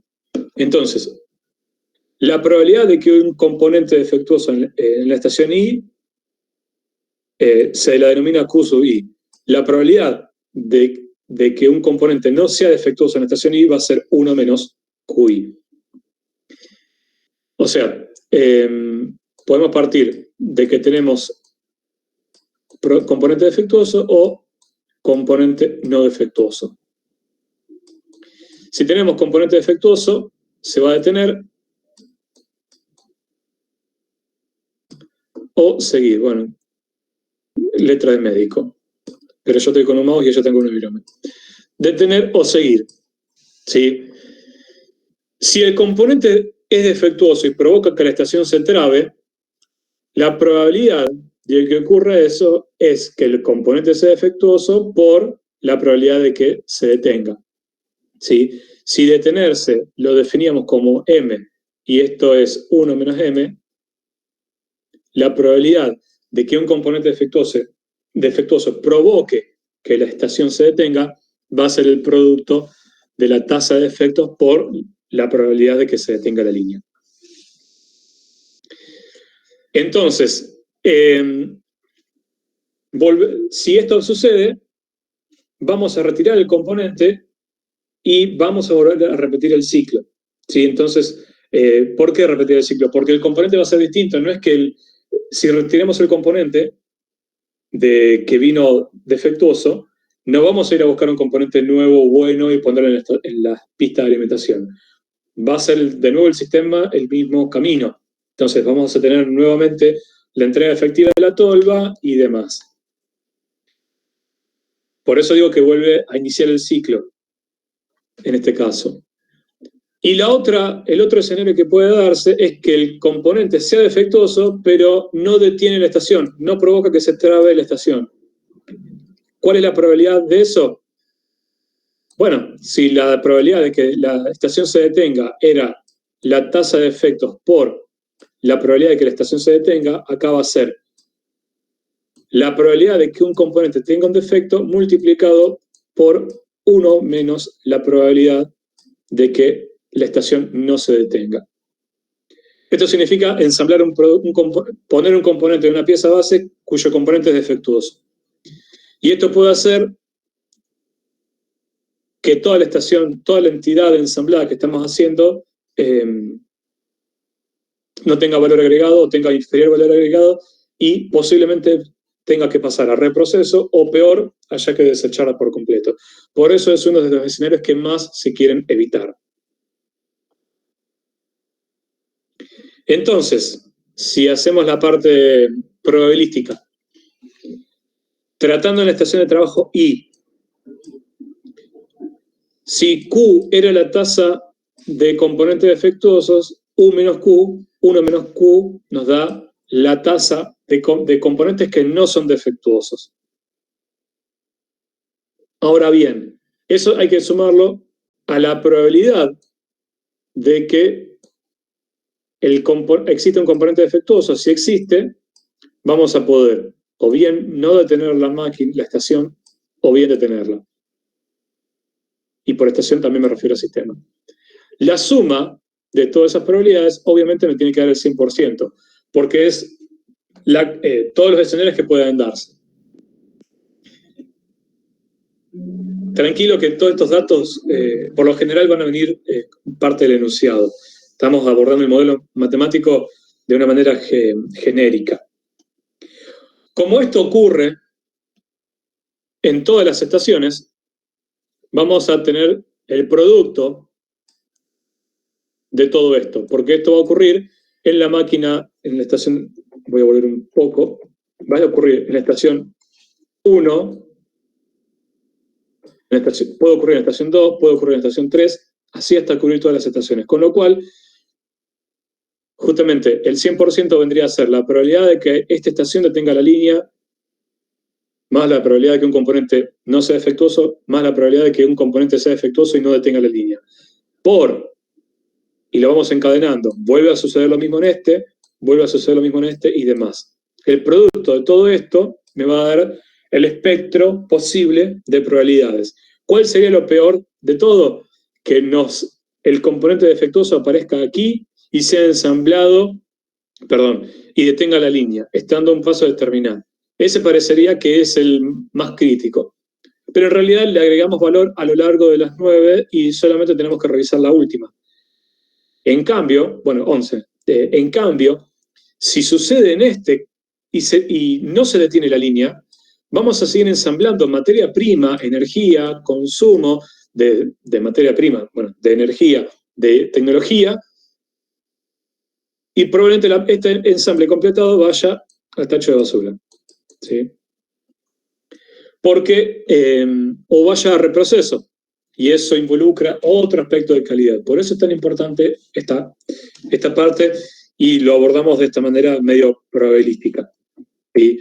El producto de todas esas situaciones, digamos, tenemos que contemplar que todas las situaciones que puedan darse me da el 100% de probabilidades. Resulta que si tenemos que hacer esto para varias máquinas, la cantidad de términos que se hagan es bastante grande porque, al menos por distributiva, vamos a tener que todos los términos se van multiplicando entre sí. Obviamente que si esto es un escalar, esto lo tenemos como escalar y esto también como escalar, entonces lo vamos a poder sumar. Pero mientras tanto, si yo tuviese que hacer la distributiva de todo esto, me va a quedar una serie importante de términos. Por eso es que después esto empieza a tratarse un poco más con simulación, que es lo que están viendo justamente en la asignatura. Creo que es la asignatura. Completa un poco todo esto lo siguiente. Si queremos saber la probabilidad de que una pieza defectuosa no sea añadida en la estación I, considerando justamente que todo esto lo vemos desde el lado del sistema, entonces, para que una pieza defectuosa no sea añadida, significa que la pieza, si es, estamos tratando con el escenario en que la pieza añadida, la pieza defectuosa, sea añadida y no detenga la línea. ¿Sí? Eso es la que tenemos que descartar. Entonces, vamos a tener una pieza defectuosa, la probabilidad de que suceda esto, que vendría a ser como Bayes, la probabilidad de que una pieza defectuosa no sea agregada, va a ser la probabilidad de que una pieza tenga defectos y detenga la línea, más la probabilidad de que una pieza no tenga defectos. ¿Sí? La suma de eso, multiplicado por todas las estaciones, nos da la probabilidad del sistema de que una pieza X sea defectuosa, no sea añadida en la estación Y. Y es importante saber esto porque nos da una idea, justamente nos empieza a dar una idea de cuántas piezas buenas van a salir. Porque si bien esto detiene la línea, este producto detiene la línea, vamos a arrancar de nuevo en este proceso. Y entonces vamos a ver si tiene defectos o no. Entonces no le vamos a dar posibilidad al sistema, o mejor dicho, esta métrica nos permite estudiar las situaciones, cuantificar las situaciones en las cuales nunca puede darse el escenario en que una pieza defectuosa sea agregada. También nos interesa saber cuántas veces puede ocurrir lo contrario. ¿Cuántas veces ocurre en que al menos una pieza sea defectuosa sea agregada? Que con eso ya nos altera la calidad de la entidad ensamblada. Y eso se calcula justamente restándole al 100% la probabilidad anterior. La probabilidad de que el componente no sea defectuoso y la probabilidad de que el componente sea defectuoso y detenga la línea. ¿Cuál va a ser este ensamble que contiene al menos una pieza defectuosa? La estación Y que le agregó un componente defectuoso y que no hizo detener la estación. Por lo tanto, el sistema. Entonces, la pieza base tiene una componente defectuosa en la estación y sigue avanzando. Y si le seguimos trabajando sobre ello. ¿Sí? Después podemos hacer, bueno, solamente si queremos ver en la estación 1, o en la estación 2, o en la estación 3 en particular, podemos hacer solamente, en vez de trabajar con el producto global, hacemos el de la estación 1, de la estación 2 o 3, o inclusive de las 3 primeras estaciones, de las 4 primeras estaciones y demás. Lo podemos trabajar de manera discriminada. De una manera que se nos simplifica, si todas las probabilidades de que los componentes sean defectuosos en la estación Y es la misma para todos, por ejemplo, el 3% para cualquier estación de trabajo, y la probabilidad de detener la estación es del 70%, si ocurre un defecto, o sea, sería el 70% del 3% de piezas, de componentes. Entonces, podemos simplificar esto y en lugar de tener la productoria, en lugar de tener el producto, directamente le vamos a la n porque I es constante y entonces justamente esto se multiplica n veces, este paréntesis, el cual es la probabilidad de que un componente no sea defectuoso más la probabilidad de que un componente defectuoso detenga la línea. Y si se lo restamos este valor al 100%, nos da la probabilidad de que al menos de que haya ensambles que contengan al menos una pieza defectuosa. ¿Sí? Marco. Sí. Una pregunta. ¿Puede existir la posibilidad que una pieza no defectuosa haga parar la estación? Haga parar la estación, sí, sobre todo si determinado, digamos, en determinado control no se detecta que la pieza es defectuosa. Si un control detecta que la pieza es defectuosa, detiene la línea. La vamos a configurar de esa manera para evitar justamente, es preferible, porque es menor el lucro cesante, es preferible que la línea se detenga a que la línea siga con un ensamble defectuoso. Claro. No sé si respondí la pregunta más o menos. Sí, y esto, o sea, no se considera porque no nos interesa o... ¿Qué cosa? Perdón. Y no sé, por ejemplo, el tiempo que puede llevar parar la línea porque se paró una estación debido a una pieza que en realidad estaba bien. Es que después la probabilidad de esto nos va a decir la cantidad de ensambles y asociado al tiempo del ciclo, vamos a tener un abordaje de ese estilo. Sí, okay.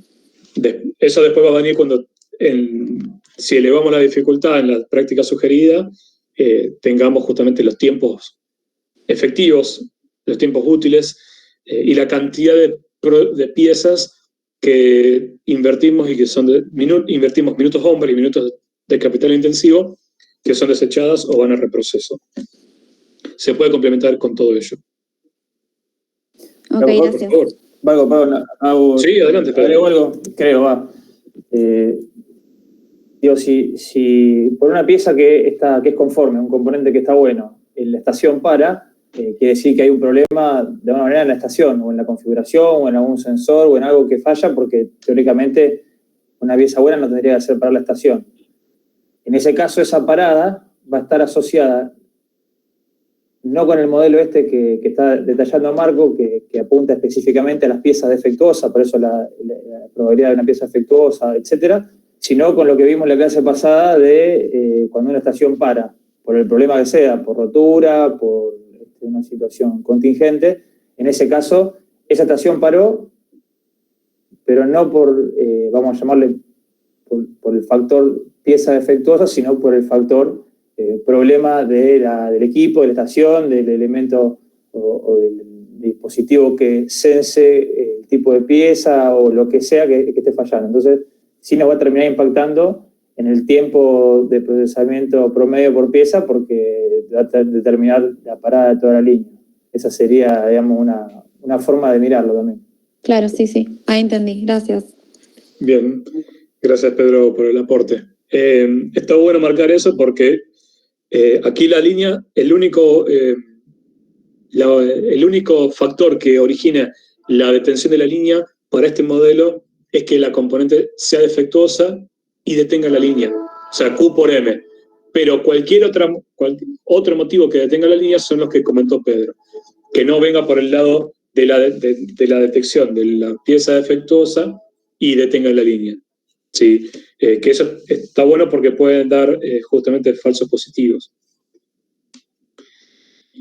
Y para ir cerrando entonces, Pedro había indicado que vamos a tener, junto como con líneas automatizadas, definimos la frecuencia de paradas de líneas por ciclo. En este caso, justamente va a ser la suma del producto de que la línea se detenga, ¿sí?, asociada a lo que tiene que ver con el componente defectuoso. ¿Sí? Componente defectuoso multiplicado por la probabilidad de que si ese componente defectuoso existe, la estación se detenga. Cuando sumamos todo esto nos da justamente la frecuencia de paradas, cuántas paradas por ciclo. Y teníamos justamente que el tiempo de procesamiento era el tiempo del ciclo más todas las paradas que nos afectan y nos aumentan justamente el tiempo de procesamiento respecto del tiempo del ciclo. Donde F es lo que acabamos de definir, ¿sí?, que es el producto del, digamos, de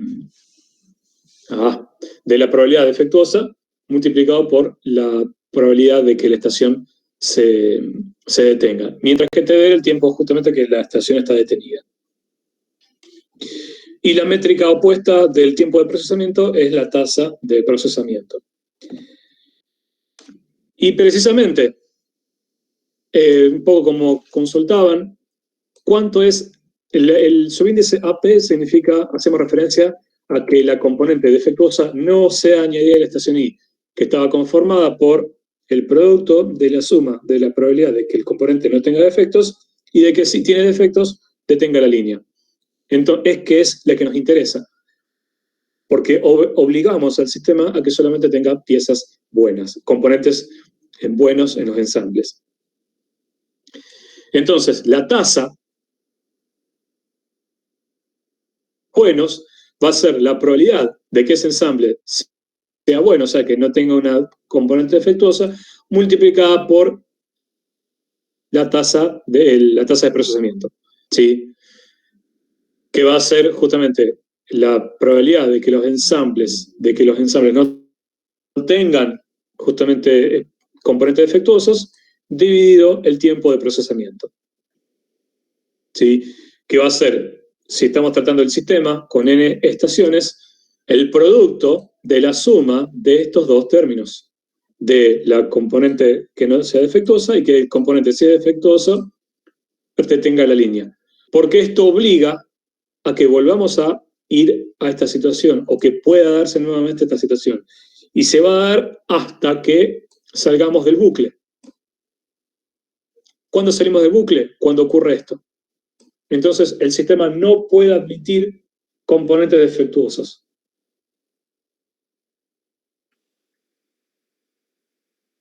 La producción, divido la tasa de ciclo, la tasa ideal, y es el recíproco del tiempo de ciclo sobre el tiempo de procesamiento. Y si tal vez es un parámetro medio conocido, tenemos la ineficiencia de la línea, que va a ser el complemento a 1 de ese total. Es decir, el 3%, el 5%, lo que fuere, si la eficiencia de la línea nos da 0,95, 0,97. Y con esto, más o menos, marcamos justamente lo que vamos a abordar de la asignatura en este espacio. La idea es, y me voy a la primera de las diapositivas nada más para tener referencia, vimos precisamente que es la definición de línea de ensamble automatizada, las estaciones de trabajo, cómo se configura, cómo se conforman, cómo es el layout, qué es la tolva, qué es la pista de alimentación, la tasa de entrega efectiva, y justamente el tratamiento cuantitativo de cada una de estas configuraciones. Vimos un ejemplo de cuánto tiempo nos llevaba vaciar la pista de alimentación cuando el seleccionador estaba apagado y cuánto tiempo nos llevaba reponer la pista de alimentación cuando el seleccionador estaba prendido. Vimos justamente las métricas o el diseño de estrategia para lo que tiene que ver con múltiples estaciones, y más o menos llegamos a lo que es parecido, o cubrimos el espectro de líneas automatizadas junto con líneas de producción automatizada.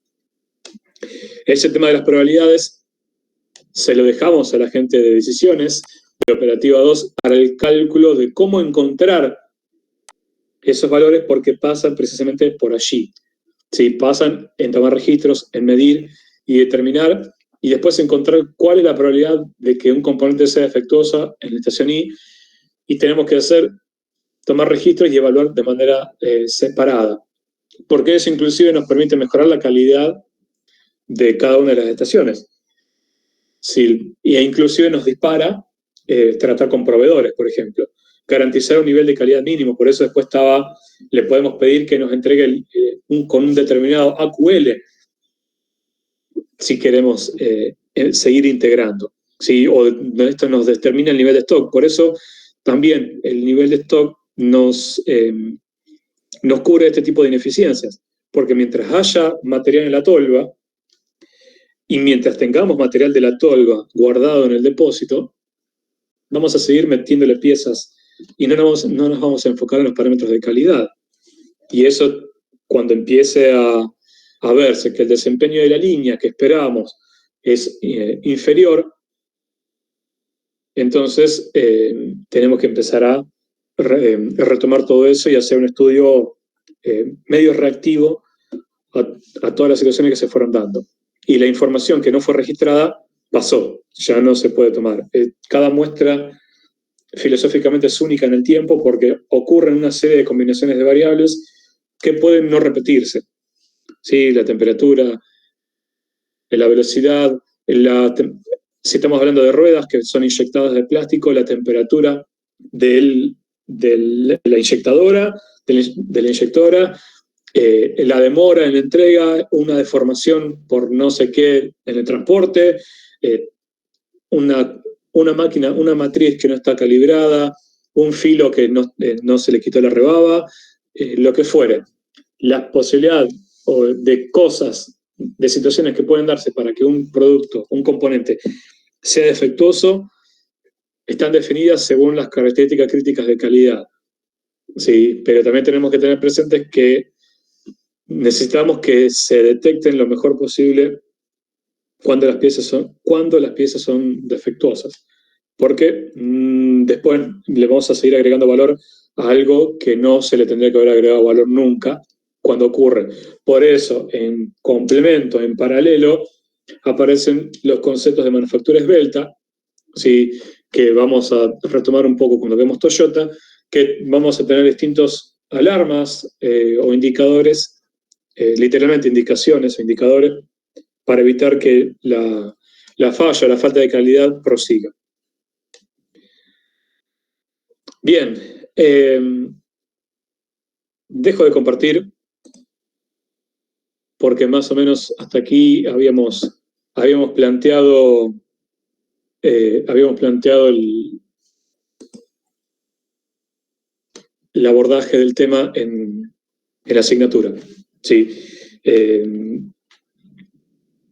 La idea también era que consultarse algún tipo de pregunta, pero justamente a fin de esto, nosotros con Pedro vamos a seguir reunidos a propósito para terminar de redondear las condiciones y ver el tema del examen. Así que bien, no sé si hay alguna consulta más o menos rápida. Si no, vamos... Cualquier consulta que respecte a la parte práctica la veríamos el viernes. No vamos a echar a nadie, solamente estamos haciendo este comentario. Profe, disculpe. Sí, Facundo. Yo tengo una duda, pero sobre línea de ensamble manual, sobre el cálculo de una de las variables. No sé si lo puedo preguntar ahora o el viernes. Si, no sé, Pedro, si lo tenés a mano, si no, lo pasamos para el viernes al inicio. O si no, lo pongo en el foro y después lo ven y el viernes me contestan como les parezca. Dale. Es más, apostamos a eso, así reunimos las respuestas y damos todo junto al inicio. ¿Te parece, Pedro? Sí, me parece bien, no por, digamos, no queremos demorar, digamos, tu inquietud, pero también, Marco, así podemos terminar de cerrar Sí. lo que tenemos que presentar ahora para la escuela y bien, si no se nos empiezan a demorar. Si podemos dejar las consultas para el viernes, por ahí de ese lado es más conveniente. Hagamos así, publicarla si querés en el campus y después lo charlamos directamente el viernes al inicio, o bien si algo concreto podemos responderlo ahí mismo. Dale, listo, profe, gracias. Bien, a vos por comprender. Profe, ¿qué vamos a dar el viernes? ¿Tienen idea? El manejo de material. Bárbaro, gracias. Y más o menos con eso cerramos la unidad 2, si no me equivoco. Deberíamos, sí. Sí. Bien, apostamos a que cualquier consulta, como indicó Facundo, la hagan por el foro, como sugirió, y nosotros traemos la respuesta al inicio de la clase. De hecho, a todos nos logra hacer un poco más eficiente